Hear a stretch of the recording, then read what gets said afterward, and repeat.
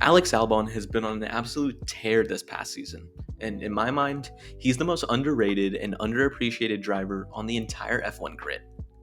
He currently sits 8th in the standings, just 8 points behind the Mercedes of Kimi Antonelli, and the next driver behind him is Isaac Hadjar, 31 points back. With Albon doing so well, is he wasting his prime by sticking around at Williams, or will this end up being the right career choice? To let you know how I even reached this question in my head, let me clue you in a little. I don't say much about myself on this channel, but what I have said is that I'm a university student, and with that comes everyone asking you the question, what are you going to do in the future? To be honest, this is a question I hate, but something to always consider when making decisions, as everything can make a huge difference. And it reminded me of some quotes that tied my situation to Alex Albon's. Now, there isn't an exact one I'm going to bring up, but rather the concept that they all argue, and that's how success isn't achieved through comfort. There's a lot to deep dive into there, but you're here to hear about F1, so I'll go into how this relates to Alex Albon, but a little bit of context about him first. He's a driver who's had a big roller coaster of a start to his F1 career, a late decision to be put in the Toro Rosso seat in the first place, as he thought the F1 dream was over when he signed a deal in Formula E, but lo and behold, he got his big break. And if that wasn't enough, he got to go into the Red Bull senior team in the same season. In reality, it was all too soon to put Albon in the senior team in the first place, but Red Bull isn't exactly known for being patient. As we know, it didn't turn out too well for him, and fast forward a season and a half from then, he was out of F1 in favor of Sergio Perez. After a season out of F1, hope looked completely lost, but then a backmarker team in the form of Williams had an open seat after George Russell was announced to make his move to Mercedes. It was really a career saver for Albon, and moved to current day, a place where Albon has regained his confidence and blossomed into a driver who is one of the most consistent at outperforming the rest of the midfield. But that is actually part of the issue. Albon's been making steady improvements and is now towering over the rest of the midfield in points, with consistency being the key, rather than one-off podiums. Let alone, he's doing this in a year where Williams had completely disregarded upgrades in favor of next year's development, and this whole year was titled as a sacrificial year for a better 2026. He's also convincingly beat all of his Williams teammates in the past in the form of Nicholas Latifi, Logan Sargent, and Franco Colapinto, and he's currently more than doubling the points tally of Carlos Sainz at the time of recording this, who is on a completely whole nother level than all of Albon's teammates prior. The truth of the matter is, Albon has found his stride again, and he has become top tier in his comfort zone at Williams. But the real question is it time to step out of it and really push for glory? At the moment, all signs point to Albon staying at Williams for the long run, and it's understandable why you would make that decision. Williams is a very safe option for Albon, as that's where he's found his success in Formula 1. He'll always be their go-to guy at Williams, and there isn't an overbearing amount of pressure on him like there would be if he were to make a move to a top team. Also, Albon sees a project in Williams, and they can be restored to top form again, and he will be the driver to lead the charge. But the question is, how soon will that be?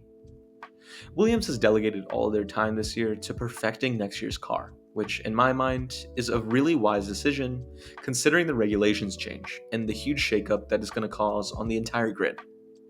To begin with, there are going to be a total of 5 engine manufacturers next year, and the Mercedes power unit, which Williams is going to be using, is looking to be the strongest.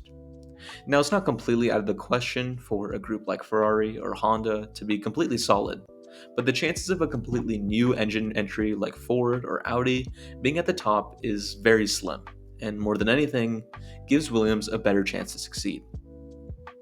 Also, a bit of insight can be given by the move at the start of the season by Carlos Sainz to join Williams, instead of a team like Audi. Sainz had the opportunity to be the driver spearheading the operations of the new Audi Works team coming into F1, and really had the shot at being in a very good situation in a couple of years, but he chose Williams instead. A lot of people credit this to how they think Sainz can use Williams as a stepping stone to rejoin a top team, but I perceive it more that he had true faith in Williams to restore to old form. It's hard not to credit the progress that Williams has made, being the complete backmarkers of F1 not but a couple of seasons ago, and now they just scored a podium in Baku, and there's plenty more for the future. Looking to a team like McLaren, they were able to make progress from being one of the worst cars on the grid at the start of 2023 to being the Constructors' Champion the following year. So why can't Williams do the same? Well, the main difference in those regards to Williams and McLaren are facilities. The Williams factory is a bit outdated to say the least, but they have made steps to make a change to that, with a factory expansion being on the charts for 2027 and onwards, which addresses a big part of what's limiting their growth, and they could be on for a much better shot in the future, but it's not a guarantee. At the same time, Albon has the option to seek out opportunities at a top team in the future, like Mercedes, Ferrari, or even McLaren. The Mercedes duo of Antonelli and Russell seems to be what's going to be going on and sticking in the current cycle, but it easily could change in the coming years. As for Ferrari, it's completely unpredictable what will happen soon, as we really have no clue when Lewis Hamilton wants to call it quits, and to a point, there's a chance Charles Leclerc could leave too if he becomes fed up of Ferrari being mid. Even McLaren, who's in such a dominant spot, could look to switch it up if the turmoil between their two drivers in the championship battle heats up too much. Not likely, but you can never really rule it out. The only thing that really is certain here is that he isn't going back to Red Bull, that's for sure. It would give him a chance to compete for podiums, wins, and maybe even a championship right away, and he would be in an environment where it hasn't been over a decade since they last won. But is it really that worth it? With that being said, a move would completely shift Albon from what he's used to at Williams.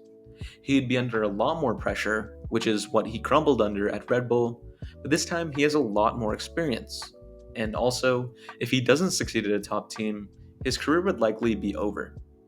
Looking at drivers in the past that haven't performed up to a team standard, like Daniel Ricciardo at McLaren or Sergio Perez at Red Bull, they aren't exactly around in F1 for too much longer, as teams don't want to take a chance on a driver who failed at the top level. Sergio Perez is a bit of an exception, coming back with Cadillac, but it's not every day that a new team is going to enter Formula One and give a driver another shot. Now, that isn't me saying that he would for sure be out of F1, as he could easily be picked up by a midfield team again, but it would likely be a worse situation than if he were to have just stayed at Williams. I'm emphasizing how much of a high risk, high reward situation this really is. The scenario could end up with him making the move to a top team and not adjusting and being out of F1, while Williams is at the top level a few years later. Or it could be a matter of Williams taking too long to reach that top level and he's wasting his time there and could leave and prosper elsewhere. There's so many outcomes, but none of them have a certain ending. Either way, it's a huge decision to look at, and one that doesn't have as clear-cut of an answer as you may think. If it were you, what would you do? Stick it out at Williams and trust the process to rise to the top again? Or jump ship and try to go for glory as soon as possible? It really is a tough choice for a driver who's ready to make that jump to the next level.